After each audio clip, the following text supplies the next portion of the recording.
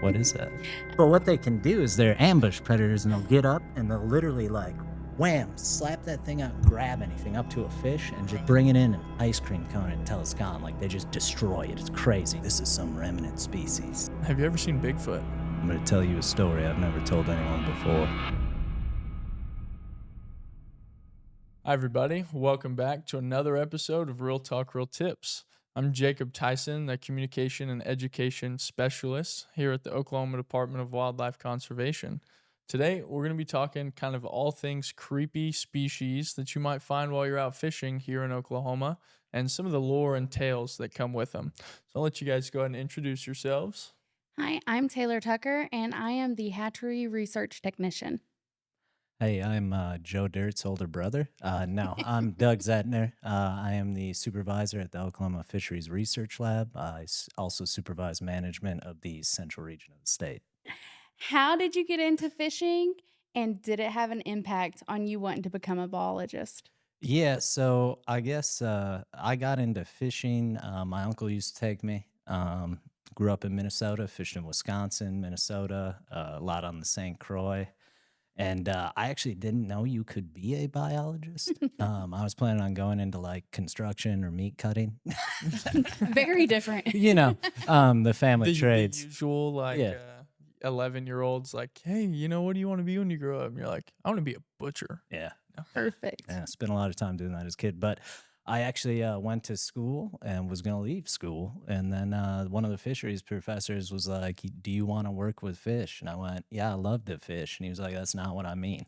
And somehow I got trapped doing this for the rest of my life. Nice. So there you go. Well, what's your favorite part of fishing and Just in general, just in general? honestly, the fish. The fish? I think a lot of people have like a favorite fish, and I do have some I like the blue sucker is a cool fish. They are cool. Paddlefish, obviously, kind of a neat little dude. But I just like fish. I find them interesting, and that's kind of why I do what I do. Are you Sick. sports fish, or you like the weird fish? A little bit about. I mean, if I'm fishing, that's why everyone likes sport fish, Yeah. right? It is fun to go out and catch different fish, though. It Now, is. I've never tried micro fishing, but I have done ice fishing, so I'm assuming it's pretty similar. Just there's no ice. Uh, I don't know though. Great observation. Yeah. I can confirm that later after I've tried it. But Sweet. yeah, that's about Awesome. it.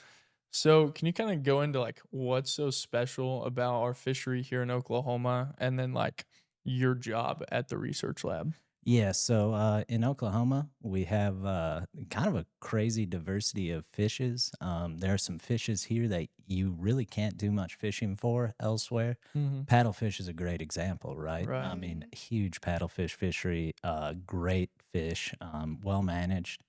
And there's a lot of cooperation between our constituents and us to kind of keep these things basically going for future generations. Another Mhm. good example is the alligator gar. They've been extirpated a lot of places, and you cannot harvest them. Right. Well, down here, same thing. When we work with our constituents, that allows us to better manage these fisheries, and it allows us to provide extra opportunities for our anglers. For sure. Yeah. If you want to learn more about the American paddlefish here in Oklahoma, be sure to go and check out episode 2. We had on Assistant Director of the Wildlife Department, Nels Rodefeld, and talked about a lot of really cool stuff there. Oh, yeah. Mm-hmm. What do you think is our creepiest species in Oklahoma? It's a tough There's choice. a lot to talk about here. Well, There is. let's unpack this. So let's start with fish, right? Okay. Okay. If I'm going to pick a fish, I'm going to pick a fish that creeps me out a little bit, right? Right. And for me, that's the Ozark cavefish. Mhm. Basically, you've got this, I want to say they're only about 3 inches is about as big as they get. And they're these weird translucent fish that live in caves Mhm. in the water, right? And they're only kind of found in this karst topography we kind of got in the Northeast over into Arkansas and up into Missouri, kind of that Ozark highlands. Right. And these fish live in caves their whole life. But what weirds me out about them is they have like kind of an eye, right? Yeah. But they have no optic nerve. So I don't know if you've ever read There's the like old a, book. I a have. socket, but no like. Well, no. Like No, the physical thing is kind of there, like Right. some sort of receptor, but there's nothing connecting it to the brain. So Interesting. I don't know if you've ever read any old horror books. There's an old book called "I Have No Mouth, But I Must Scream." Those are cavefish are I have eyes, but I can't see. Right. Doug, I know if think that's you part might two. be the only one that's read that book. I've If not I'm read being that book. honest. I think it's a short story, actually. It might a novella. There you The go. novella. So Someone let's just knocked kinda on the wall, go says this is back a Halloween into- episode. It's for Halloween. What is that? Can you like pause it? When we- Dude, it's an Ozark cavefish. They heard you talking. It can't smack. see. It's just hitting the They heard door. you talking smack. We've awoken some kind of fish here. I'm like tomato red right now. All right. Getting back into what we're talking about. So what about some of these other creepy species? Like there's species that people think are scary, such as the gar, right? Ow. They've got a lot of these sharp teeth in their mouths, but they're kind of an underrepresented species. Like no one really aside from us is like, hey, this species is harmless. Like, Yeah. So gar, if we go way back, right? Basically what happened was we overharvested everything. I'm going back to the 1800s, let's talk old school here. And so what we did is we're trying to reestablish these fisheries. Well, gar are one of the few fish that can survive in polluted waters, low oxygen environment. Now they don't prefer that, but they Right. can live in it, Mhm. right? And that's kind of because they can actually get air from the air. If you ever see them come up and do a little,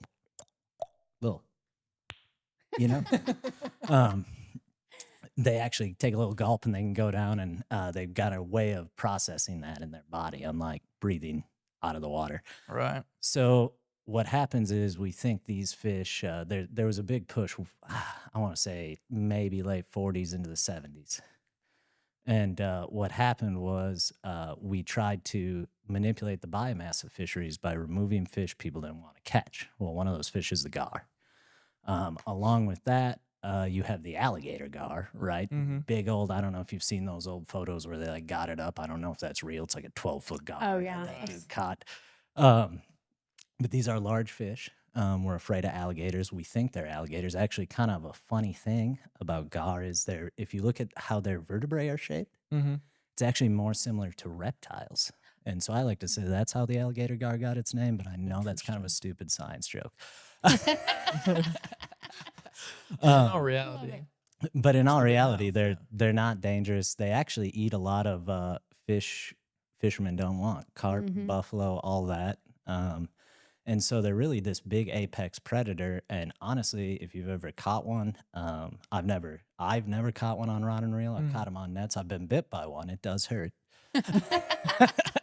But that's also because I was trying to stick a metal tag in it. And, Yeah, I mean, took it out of the water. I'd bite someone too. probably be a little angry, Right. Yeah. right. Like, But- don't get me wrong. Handle them safely, obviously, if you Yeah. catch one. But like No, it's not that in dangerous. the water, you're not gonna just like No. get No. attacked. It's by anyone. actually really funny to go back. If you look in old fishing manuals, I'm gonna go back to the 40s and 50s again, maybe into the 60s. But any large toothy fish, one of my favorite ones is they talk about the proper way to harvest muskie, and they recommend having a rifle or bow and arrow in the boat to shoot it as it gets close. And now we're over here like trying to keep them in a cradle, like stay alive, Right. please, God. Right. Really a shift in dynamic. But I think that comes with people appreciating how fun these fish are to catch. Yeah. And Right. I believe we actually have some old YouTube videos or something that show how you can go fish for gar. And the only one I've ever caught, or I think I've caught one twice now, but it's basically purely accidental. If you're using a hook, you dang near got to get it in like Right. that one little spot of flesh in their mouth. Yeah. It's all bone. So what they actually make is it's almost like a rope type lure. So instead of having a hook that just tangles in their teeth and you can pull them in. That's cool. So Interesting. I would recommend going. I think we just got a new state record. I don't remember what species, maybe it was spot. the spotted gar. Spotted gar, Yes. yeah. Yes. So come on, Dude let's see if we can posed. break that. His pose was Spot on. Loved it. Spot on. Oh, nice fish pun there. Okay, I see where There's we're going to be a going. lot of bad jokes. See Lock where in. we're I going. love it. So the first kind of tall tale we want to talk about is there. I feel like this is a nationwide tall tale about any state that has a lake with a dam, but like someone went down scuba diving to repair the dam, boom, minivan sized catfish, right? Oh, yeah. Like Yeah. I don't think that's just an Oklahoma thing. I think that's No. Like literally every state Yes. Yes. that has a decent sized. So Damn. do they exist, right? No. I mean, So, supposedly. we can think about this a few ways, right? I'm gonna do a little old shout out, and I'm gonna get on my X-Files cap here. I want to believe, right? So Right, don't we all? I'm gonna Fox Mulder the situation first, right? And what I would say is a lot of times if we think about cryptozoology, which I have a minor in, the minor in. but Hey, I will say the college that I went to, I did take a conspiracy theories class. really, Did you really? Yeah, and you're like, honestly, if I would have believed you, like if you I just shouldn't have kept laughed. that going, I shouldn't You have laughed. sounded professional. I I know. really Like, would have just. I tried Gone, to oh, do that. educated in the topic, and you you fooled him. did take a cryptozoology class. Like, No, but we can go back in like the fossil record, right? Right. It's a lot of times they're like, this is some remnant species. So if I'm saying I want to believe the truth is out there, right? Yeah. You go back in the fossil record, and I think the biggest one they've found it's a member of the saltwater catfish. It's not extant anymore, but so like hardheads, you heard of those? Yeah, it's that same thing, but this thing was Right. about 6.5 feet long, which is crazy, right? That's a That is big fish. That's bigger Right. than me, which doesn't take much, but yeah, what is it, like 5'8"? you know, Unnamed on a biologist. good We day. don't know. on a We good don't day. know. So, kind of a question on that. Like, in Oklahoma's biology, have we ever seen like a Wells catfish? Oh, you're seeing Like, where let's I'm go going. into the What's a big. whale? You're Like, seeing where I'm going. So 6.5 feet, right? right, Yeah. Big fish, not that big. right. If we go around the world first, we have the Mhm. Wells catfish, like you Mhm. pointed out. I think Italy is the recent world record. And I want to say it was about 9 feet, maybe a little over 9 feet long. I mean, Right. we're talking about maybe close to a Right. minivan size fish, right? Not over here. No. All if our we wanna anglers go. are just kind of like they all got sad. They're like, dang. Yeah. We still have big catfish. Well, we'll That get, we yes, do. yes, we do. We have the flathead and the blue, right? Yeah. Right. I think world records on those are maxing out around 4 or 5 feet, Mm-hmm. but they're also about 4 or 5 feet in girth. So They're fatty boys. we're not long, but we're thick, right? Yeah. So and if you want to go like tipping the scales, the Mekong giant catfish, right? We're talking about a 10-foot catfish. Also not here. Insane. All right, not here. Insane. Sorry, I had to Dana Scully this. There But so you what's go. probably happening, right? Why are we seeing these big catfish underwater? Mm-hmm. Well, what happens is the way light interacts with water is it bends differently, right? Right. Our eyes are not made for underwater. Going back to the eye topic, neither were those our cave fishes, but we don't know what's going on there. The crazy thing that happens is that light reflects and it comes back at you, and it actually makes things seem bigger and closer than they actually are, right? And I don't know if this is true. I mean, I just read this on the internet before I came down here, but it can. You know what they say, Abraham Lincoln, everything on the internet's true, right? Right. But they said it can increase things by 33% or more. Oh, dang. Wow. Yeah, so if we think about a 4 foot long, 4 foot around flathead catfish times 33.33, add that together. That's a big fish. That's your minivan size Yeah. fish. That's true. So Learning some I mean- fun facts on that one. I wouldn't want to go face to face with one underwater, Uh, but that's just me. as someone who's finally been able to participate in some noodling, I wouldn't want to wrangle anything close to that. Like I No. was, No. I mean, I got No. messed up by a small catfish. Yeah. I'm weak though too. Hey, So speaking of noodling, we also have an episode out on that, so be sure to go check that one out too. like and subscribe. Yeah. No. Hit the Good bell. plugs. I saw that. I was watching YouTube videos and drinking Tang till like 2 a.m. because I didn't know what this was going to be like. So All right. So we have some other creepy aquatic species that aren't fish. Ooh. Can you tell us something about those? Yeah, where do we want to start with these?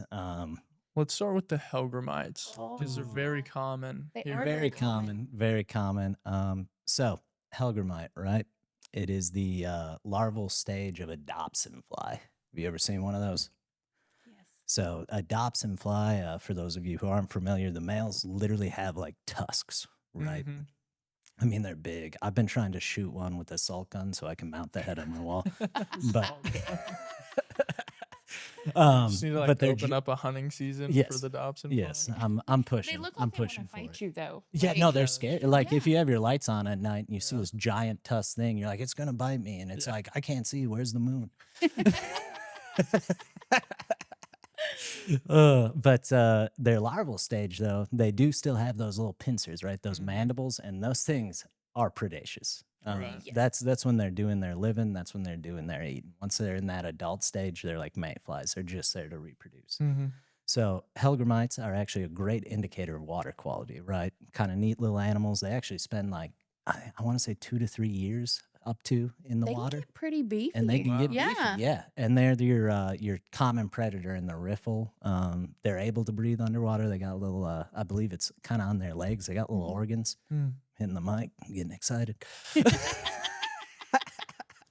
um, and obviously, if you grab one, it might give you a little pinch. And honestly, my experience is like getting pinched by a crayfish. It's gonna hurt. Right. Yeah. Could draw blood. Really only a problem if you're trying to thread one onto a hook to fish Right. with, and they are excellent bait. They do make And you can good bait. find them by flipping Everywhere. rocks. Just Yeah, flip Just rocks. flip some rocks in a riffle. They are everywhere, which just kind of indicates some of the good water quality we have in our streams here, Yeah, which is for sure. nice to see. For sure. Now, if I'm talking about crazy inverts, though, Yeah. Helgramites are kind of far down on the list. Really, really. All right. Well, give us your. Some good ones. Should I do my top 3 underwater predators? Yeah. Yes. Let's go top 3. Please. Or underwater invertebrates, maybe in There you Oklahoma? go. I would have to go top of the head. I'm gonna maybe give that to the dragonfly damselfly nymphs. Mm. So I would say they're number 1, and there's a few reasons for that. Now, obviously, as an adult, dragonflies are one of the craziest predators out there, right? Mhm. There's a reason that you see futuristic movies and the planes got dragonfly wings. They're the most agile flyers, Right. predators, eat a lot of mosquitoes. Been bit by one, not a great time. Really? Yeah, it was my fault again. That's usually how you get. Doug, yeah, it's usually your One of fault. the, like most efficient hunters. Oh yeah, no, crazy. And the damselfly is similar. I mean, in a broad way, this isn't necessarily true for 100%, but a damselfly will usually fold its wings. Mm. Dragonflies, they'll be flat, and that's not always true, but that's kind of a good general break. I know there's some entomologist who's going to be like, nah, bruh. But and then damselflies are like that because they're kind of weaker versions of dragonflies, in my opinion. So maybe they're like 1B, dragonflies 1A. But Thank you for the categorization there. Really appreciate it. we It's a better way to remember we it. get into the water, and the one of the, again, not all the time, but one of the good ways to distinguish their nymphs is damselflies actually have little gills off their butt, and you'll see like they almost look like feathers. That's a lot of inverts will have like a feather. That's actually like a gill extended on their Oh, body. okay. Dragonflies, as you'll find out, like a lot of aquatic invertebrates, breathe through their butt.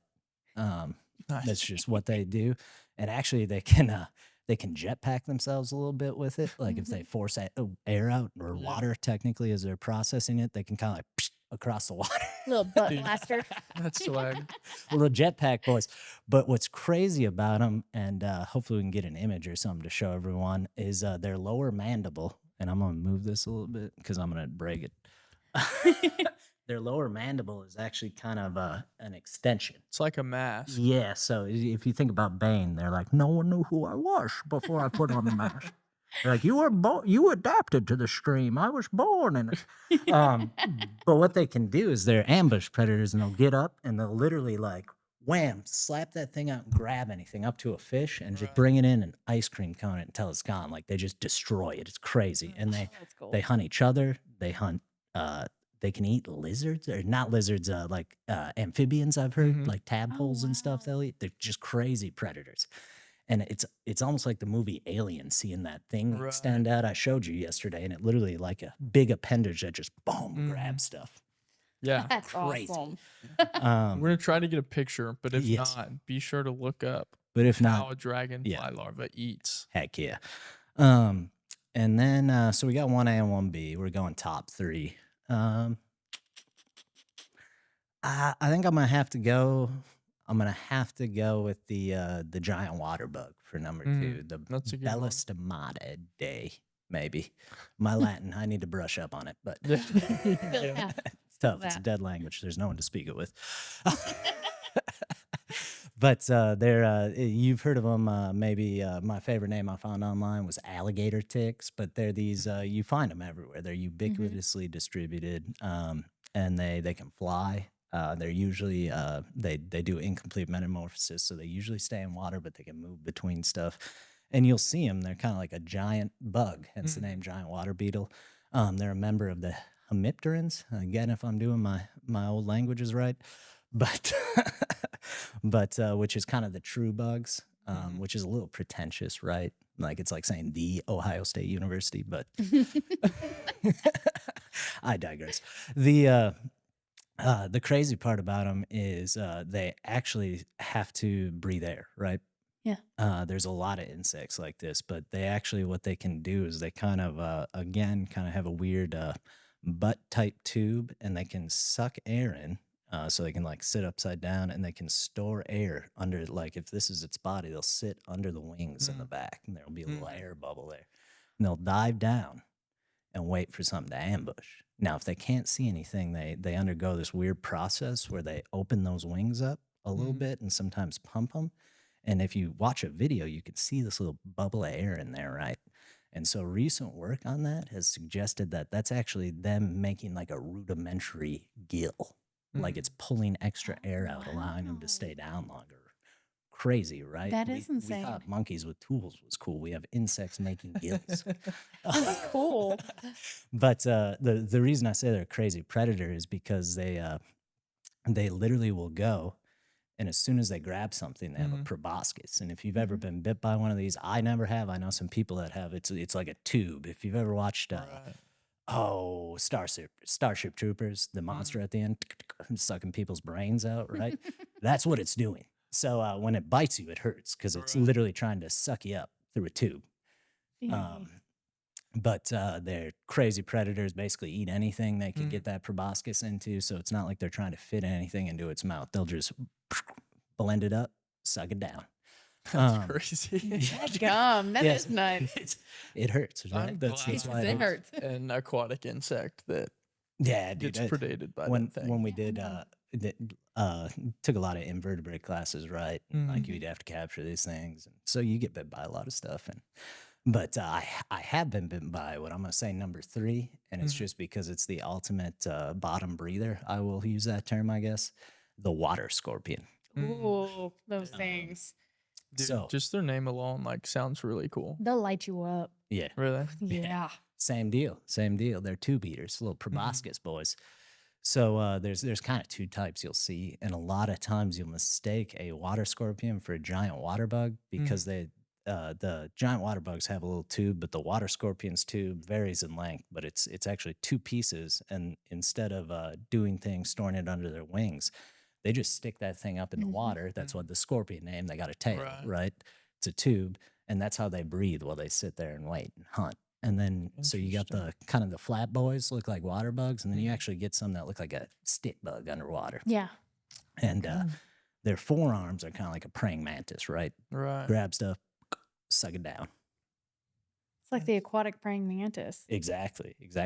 Ooh, if we want to talk about things that eat their mates, we should probably move to crayfish, right? Oh yeah. So- there you go. I don't know if water scorpion's a fair number 3 when we have crayfish in our waters, right? Right.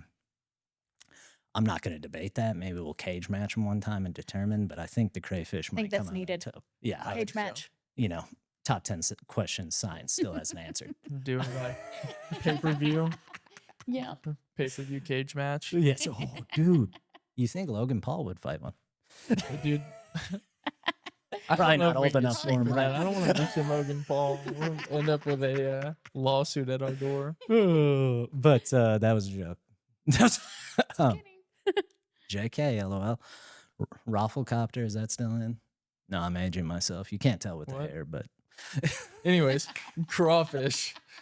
yeah. So obviously, we should probably touch on we have the invasion of the red swamp crayfish, right? Like invasion of the body snatchers. So red swamp crayfish. We have a diversity of crayfish. I'll get into another cool cave species in a second, but I'm gonna talk a little mud bug first. Red swamps. These are the crayfish you go eat, crawdads, whatever you want to call them, and they're cultured heavily. They're actually cultured heavily all over the world, Right. over to Asia. I believe I think some are in Europe, but I think they're trying to get rid of them because they outcompete our native crayfish when they get into the wild, right? Yeah. And that's a problem. Yeah. Because we really don't know much about crayfish. I mean, there's a lot of good work being done, but they're understudied relative Right. to other stuff. So the red swamp prolific invader, if you ever see one, take it home and eat it. Otherwise, please just purchase them from the supermarkets. Clean, drain, and dry. Don't move them around because we have an endemic crayfish, again, in our caves. So if we're talking about the Ozark cavefish, the Oklahoma crayfish, even narrower. It's only in our state, and I believe it's only in 1 or 2 counties. Oh, wow. So it is That's totally awesome. endemic to us. From what we know right now, we Right. don't know a lot. But the reason I thought of it like a praying mantis is, again, this is a small, maybe 3-inch ghost white little crayfish. I don't remember if it has eyes or not, but I do remember reading it's got weak pincers. I don't know if that was just someone unhappy with them. Right. Kind of sounds like a diss. But recently, so this is a small endemic.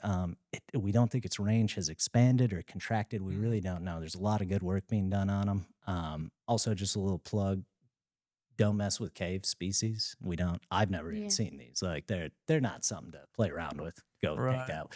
Yeah. But recently, they were able to get some to hatch. I think. I can't remember if it's San Antonio or San Diego Zoo. There's some researchers that are working on stuff, and they actually got them to breed, like in a dark room in the aquarium. But what they said was basically because these things are kind of a feast or famine animal. That's kind of how caves work. If you get a meal, you got to eat. Yeah. What they actually observed was if they put a male and a female together and they didn't take the male out immediately afterwards, they'd breed and then she'd eat him. Just like a praying mantis, yeah. Nice. And it probably Wow. makes sense, right? Yeah. It Like, does yeah, make you need that sense. extra energy. You're eating Especially- for maybe 1,200. I have no clue. It's not 2. They, Yeah. they And in a reproduce more habitat than that. where resources are very low. Yes, yes. So does that happen in the wild? We don't know. We don't know much about these things. They're again the ghosts of Oklahoma. Caves. Dun, dun, dun. All right. Speaking about the creepies, do you have any backstory on Oklahoma's octopus? The giant. The giant octopus. octopus. The giant octopus. Really hit it with the giant. Yes. So I did some digging on this. Okay. So everything I'm going to say is probably some dude's opinion that I'm reiterating, but whatever, we'll get Hey, into you know it. what? right? We'll We'll take take it today. So there is some evidence, some old Native American folklore that describes some sort of monster. And it's not necessarily an octopus. It's got leathery skin, maybe octopus-like. So this is like a long-standing legend, potentially. The other half of things that I read suggests that the Oklahoma octopus is actually just a myth that was created because of so many drownings that happened back in the day, right? Well, you got taken by an octopus. But Right. if you dig a little deeper, if I'm going back to that, I want to believe there was actually an octopus caught in Arkansas. Not a giant. And it wasn't that big. It was normal sized. Yeah. I think it But was it was caught. 20 years ago or so. There was a guy fishing, and he, from what the story said, he looks around and he goes, "That's an octopus," and goes and grabs it. And then reported Probably it to the somebody's state. pet. I Yeah, bet. so we're I mean, thinking that's where most weird stuff comes from. we're thinking aquarium release on that. Right. That or that thing really wanted something upstream because it would have had to come from the ocean. Right. I don't think it's the offspring of any monsters living in our lakes. Well, Maybe let it's me just a just baby. let me just tell you this. If you don't want to be drug underwater by Oklahoma's mythical octopus, wear your life jacket. Yeah, that's a good plug Yes, right there. Yes, that's a good plug. Clean, drain, dry. Wear your life jacket. Yeah. Wear that life jacket. Buy your You hunting don't have to license. worry about whatever's lurking under the water. There you go. It's like that. monster proof. I Yeah. like that. Right there. Uh, So, on top of the octopus, we have kind of overlooked a couple species. Not an octopus, very similar, like the Oklahoma jellyfish. Ooh. So, we do have jellyfish here in dun, Oklahoma. dun, dun. Yes, the Oklahoma jellyfish. Man, I can't remember what species it is. I believe it's native to the Yangtze River over in China. But this jellyfish is not just in Oklahoma, but it has been in the U.S., they think, since the early 1900s. I always go to the past, right? Okay. So what you'll see in Oklahoma is they're about coins. They're little, tiny little Mhm. octopus, and they're octopi, I guess is the plural. But what, or not, dang, I'm back on octopus. Yeah. Jellyfy. Dude, they're all Did the he say same. jellyfy? Jellyfish? I don't know. But they're these little tiny guys, and what you'll see is like a giant bloom underwater, Mm. and they're little clear jellyfish. They've been seen in ponds, Mhm. lakes, everything. So again, clean, drain, and dry. We don't want to move these around. Right. From a human standpoint, they do have the stingers, Mm-hmm. right? But they're actually, and again, I don't know if people are just talking crap on these animals, but the phrase was they're so weak they can't penetrate your skin. Oh. Right. So nothing to worry about. Yeah, if you're a human, yeah. And from what I understand right now, we don't have a good grasp on if their effect is really that bad, Yeah. or if it's kind of, we'll keep them there. They're not, as long as they don't get out, they'll be all right. But we don't want to move them around because we don't have enough. Yeah. Right. Don't they think that they came in from exotic plants? That's one of the theories. The two theories you kind of see when you look at the spread of some invertebrates is it's either aquarium plants, right, which would make sense. Asia has a lot of aquarium species that we bring over here, and they're great. They're fun. I love the dojo loach, right? I don't know. That might be South American. I'm not very good at my loaches, but Keep them in your I aquarium. like though. that name, Dojo. Like, simple enough. Keep them in your aquarium. just keep 'em Don't in your put them aquarium. into our waters. Yeah. But I got totally sidetracked on that. Then the other idea is, and we see this a lot with snails. Basically, we think they could have been either introduced through plants somewhere and then spread via basically waterfowl, like clinging to their Yep. legs. So there's actually two forms of a jellyfish. So when you think of a jellyfish, you're talking about what we call the medusa, not the Greek lore, but that's just the medusa, and it's actually named after the hair, right? Right. Now there's a second half that's called the polyp, and what this is a little sessile organism, which means it can move, but it doesn't move Mm-hmm. Yep. much. And that'll actually be the immature stage, and then it'll turn into the medusa. Gotcha. Okay. Last species I know that was on our list that we've missed is the bowfin. So, not the snakehead. Okay, we don't have Yes. snakeheads, but the bowfin. We should differentiate the snakehead. I believe we think most of them are northern snakehead right now. The ones at least across our border in Mhm. Yeah. Arkansas. I don't know if that's been confirmed or denied, but that is an invasive fish. And if you catch it, please report it, and also fillet it and eat it because they're delicious. I've had it a few times, really good. Don't spread it around though. Get rid of it. Right. The bowfin is our native version of that. Mhm. So, kind of much like the gar. Yeah. The Right. bowfin are this old fish that can also do the old air breathing. Mhm. I remember catching one as a kid, the craziest fight of a fish. I remember to this day, and I still Really? remember the disappointment in my father's eyes when he realized it wasn't a walleye.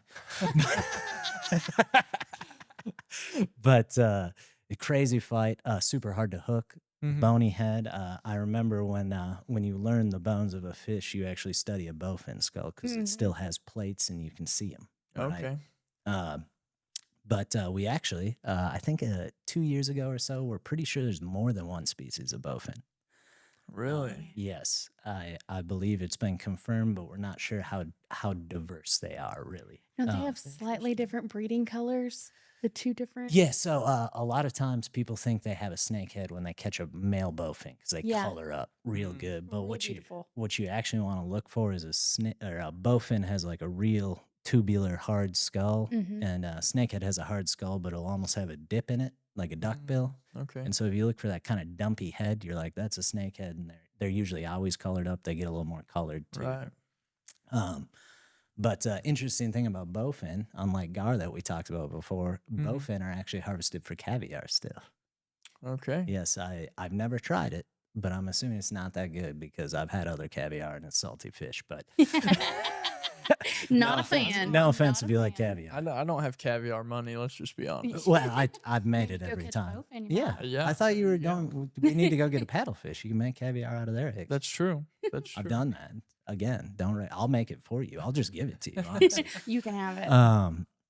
But yeah, the weird part though, and I think I touched on this. I don't know if I said this, but like a gar egg, Mhm. that's actually poisonous if you eat it. And Really? you can find old medical records of people eating them, or like old scientific experiments where they like blend them up and feed them to animals, which is messed up. But Mm. it was the Old 60s, science. bro. Yeah. What'd you we think don't was- do that stuff anymore. But no, just a wild little animal, fun to catch. I call it the other bow fishing. And actually, we have some. I've done some fun bow fishing kind of in our southeast. There's a lot of good wetland Oh, yeah. habitat. Red Slough's a great place to no, catch them. yes, Red Yes. Slough, dude. Bow fishing capital of the world. I don't know if that makes sense, but You're I meaning think like it does. fishing fishing for for bowfin. bowfin. Yes. Bow fishing. Yes. Not all right. Bowfin fishing. Okay, we're differentiating. Bowfin fishing. You got to put that southern slang on it. Bow fishing. Bow fishing, Didn't fishing. say it right. Okay. Yeah, Alright, there we go. alright. Yeah, you do it. You're better. We've talked about the creepy species and some of the mad science. Can you tell us about some of the mad science we currently have going on at the Norman Fish Lab? Oh, well, at my lab, At It, your it lab. doesn't have What's to your be mad science? legally I not required. I can't speak. No, I'm just kidding. across everything- the state. Stuff you can. Everything we're doing is public Unconfidential. information. So yeah, I guess I didn't touch on a lot of what we do. So at the lab, really what we do is we work for our constituents by working for our agency. So anytime we have questions about sampling, harvest, any sort of project that needs to be done, it kind of runs through us to try and figure out a good way to tackle that issue and get us our answers. One of the Frankenstein-like things we're working on right now is actually looking at power thresholds for shocking catfish. Mm. So a couple years ago, for those of you who don't know, I am very bad at fishing, cannot fish to save my life. But if you give me electricity, they're always biting on DC. Unless they're too deep. But Look, You do. all I'm gonna say is if you're gonna do that, you better have the right permits. yeah, it's not a legal means. Actually, if you would like to go electrofishing legally, there is an option. I can't remember if it's Mississippi or North Carolina, but you can. There's a invasive catfish electrofishing season. I don't know if it still exists, but it did for a while. Look at you Interesting. giving some outlaws hope. Love it. Well, they're not outlaws if they're doing it legally. That's true. That's Right. They're true. just they're just boys They're having just in the fun. wrong Boys and spot. girls having Hey. fun. Check your state regulations, and I'll tell you, in Oklahoma, It's you not will get a legal. ticket. Yeah. If you want to electrofish in Oklahoma, you can become a biologist. Yeah. Or There you you go. can you Become can a- volunteer with the agency too. Yeah. There you We're go. always looking for getting people out, showing them what we do. But back to what I was doing, much like Dr. Frankenstein created his monster, right? Actually, the original horror novel. Did you know that? Interesting. Frankenstein, Mary Shelley, I believe, right? That was the first Doug, one. I don't read. It's a good I've book. I've learned that about you. We have Yeah. notes, and I can just I see don't- I you're don't like, what are these letter numbers? Right. Right. Where was I? Ah, yeah, Mary Shelley, Frankenstein, electrofishing. Right, that's how my mind works. Spooky season. I don't know the connection there, but if it works It for worked. you, It got him we're there. just It got gonna him roll there. with it. So what we're doing is what we find is water is conductive. And when I Mhm. say conductive, think about it like just like power running through your home. Mhm. So the when the electrofishing boat is operating, it's a circuit. Right. We have an anode and cathode, and then there's instead of running through a wire, it's a field in the water, kind of 3-dimensional space. Mhm. Now, fish also have a conductivity. They're conductive, right? Mhm. And they're in the water. So, based on the conductivity of the water and the conductivity of the fish, we can adjust that current to basically minimize injury to the fish, Mm. but capture them more efficiently as well. Right. So, it's finding that sweet spot and understanding how many fish we're missing or getting, so we can kind of correct that and have as consistent of numbers as possible, because that's how we get good data for our anglers. So we did a study maybe 2 years ago on blue catfish, right? Mhm. And basically it's mad science because we put them in a tank and shocked them at different power levels. And one time, let They them don't back die, out it's over not that. lethal. Didn't die. It's not a bad thing, but it's what we have to do to understand it. So we're now in the middle of that with flathead. And one of the kind of the interesting things we see is there's a threshold there, but there's also a lot of variability. Mhm. So another thing we go through and do is figure out using different gears, doing things different ways. Can we get a better picture if we're looking at harvest or things like abundance or biomass to try and manipulate that fishery to make it better for our anglers, right? Yeah. Outside of that, we've got a couple weird things going on. Mhm. We're actually looking at going back to gar eggs. We're not eating them, but we're collecting them. I might try one time. Actually, we're gonna have to edit that out. No, I'm not gonna eat one. Maybe, but He said maybe. we're looking at what happens a lot of times in rivers, and especially with large riverine fish. So I might just use alligator gar as the example here. What they do is they wait for that flood pulse, and then they spawn on kind of submerged vegetation. Right. Well, we know that that water recedes, right? It's going to come down. Sometimes it comes back up. Based on where you are in that vegetation profile, you may be dried out, you may not. So you would think, right? If you're a little egg, little baby egg, and you get dried out, you're going to die, right? You need Yeah. water. Mhm. Well, we're not quite done, but I'm gonna give you a little sneak peek inside edge. We're actually seeing some amount of drying. The eggs can actually still survive. They're kind of got a tougher exterior, right? And they're actually still hatching now. So what we're trying to understand is, if we can get that part down in the lab, there's been some good work done out of Texas about where this habitat is. We have kind of an idea of our populations where they're spawning. We can actually try and line that up with year class strength. So if we know, like, hey, this year most of these eggs probably desiccated, we're going to have less fish coming in. Maybe we adjust things for that. Or the opposite, there's more fish coming in, things are better, so on and so forth. That just helps us really understand what's going on in nature, right? That's awesome. Interesting. That's so interesting. Okay. Complete topic switch. We're just throwing it at you. Oh, Have you heard of any haunted lakes in Oklahoma? Um, Bum, Ye- bum. so personally, no, but the internet is amazing. So I actually read a story, Veterans Lake, supposedly haunted by the ghost of a woman and child that drowned out there, right? Yeah. So this apparently is like a long-standing story, and apparently, I don't know. I'm not gonna name names, do whatever, but apparently someone else drowned. They're like, it was the ghost, and people like see her face in the water. And I thought I was just having a few too many beverages when I was out there, but maybe it was a ghost that I saw. In You all didn't even know reality, you were it lucky. Was, it was I was most lucky. likely just someone else fishing. It was my reflection. It was my Take reflection. everything Doug says with a grain of salt. I didn't recognize myself with hair. Right. Yeah, in case you couldn't tell, Doug's wearing a wig, guys. What are you Just in talking case you about? weren't sure. This hairstyle is coming. I actually used to grow a mullet.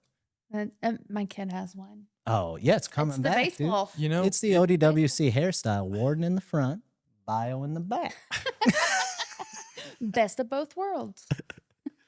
I bet that's why your hair fell out. The mullet was so bad that it was just like You disrespected it. It He was. said. It was like, no, you don't deserve me. Alright. Anywho, so we do have a supposed haunted lake, which is Yeah. Veterans Lake Yes, in yes. Sapulpa. Kind of our last question of the day. Totally off topic, but since we're on the, Halloween theme, it's October. Have you ever seen Bigfoot? I'm going to tell you a story I've never told anyone before. I can't keep it straight. Oh my gosh. It's okay. Tell us the story. All right. So about 2 years ago, right? I go out, me and my wife are camping. Okay. Go down, throwing a rattle trap at the river, miss like 5 fish because I told you I can't fish well. Right. I have to cheat. Right. But I'm out there just throwing a little rattle trap, knocking it off rocks, and I just hear like a right, just a little knock, little like that's not loud enough to hear. It was loud enough for me to hear at the time, right? So, kind of looking around, whatever. Sun's going down, I cast again, whatever. I had a fish on, missed it, and as soon as it came off, I hear it again, just a little. So now I'm curious. I think someone's messing with me, right? I thought it was my wife, like telling me that dinner's ready. Get in here, Right. Oh, speaking of, I probably shouldn't have taken off my sunglasses. I'm not wearing my ring. Yeah. Doug forgot his wedding ring today. You're gonna get in trouble. I'm gonna have to go into witness protection. This is gonna be how I look. But no, back to the story. So again, cast. And I go, who's there? I just hear. So now I'm like, someone's messing with me, right? So I crawl over this ridge. There's a little creek coming in on this side. And I see it's like a little, I couldn't tell, dog, bear or something. I'm like, Right. what the heck? Start walking that way. I get down, I'm crouching down in the grass at this point. I'm low. Okay. And all of a sudden, this tiny, it was only like 3 foot tall, right? This ape-like thing turns and looks at me. We're making eye contact, and I'm scared. I almost peed myself. It was terrifying. And I'm like, there's got to be a juvenile Sasquatch or something, right? And we're making eye contact, and I try to start backing away, and all of a sudden it moves. And now I'm like, terrifying. Anyone that's experienced this, and this thing looks me dead in the eye and just goes 6, 7, and runs away. I'm done. I'm done. We need to. And I'm like, Skrilla's everywhere. We need to end this thing. Oh my All gosh. right. Anyways, that's gonna bring us to the end of today's episode. Nightmare on Eel Street. We tried to get a little Halloween vibe going. My cheeks hurt from laughing Oh, I so know. much. I don't ever take Doug seriously, man. Anyways, it's another episode of Real Talk, Real Tips, brought to you by the Oklahoma Department of Wildlife Conservation. Be sure to like and subscribe, hit the bell so you don't miss any videos, and we'll catch you next time.